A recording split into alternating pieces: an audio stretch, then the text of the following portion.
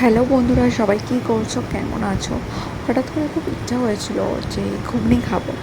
আর মঙ্গলবার নিরামিষ, তাই নিরামিষই করেছিলাম কাবলি ছোলা দিয়ে। বেশ ভালোই লাগলো। দুপুর টাইমেই খেয়েছিলাম, রাতে গিয়ে ভাতও করেছিলাম। আমরা যারা হাউসওয়াইফ না, যারা ওয়ার্ক করি, নিজেদের সামান্য প্রয়োজনীয় জিনিস মেটাতে বা সংসারে হেল্প করার জন্য যারা ঘরে থাকে তারা অনেকেই ভাবে এ আবার কী করে, সারাদিন তো কোনো কাজকাম নাই, অফিসে যায় আর আসে, এর তো কোনো কিছুই হয় না। আসলে আমরা যারা বাইরে কাজ করি তারাই জানি, আমরা মেয়েরা, যে কতটা আমাদের খাটতে হয়। হ্যাঁ, অফিসের কাজ বললেই মুখের কথা নয়। আমার জার্নিটাই 6 ঘন্টা হয়।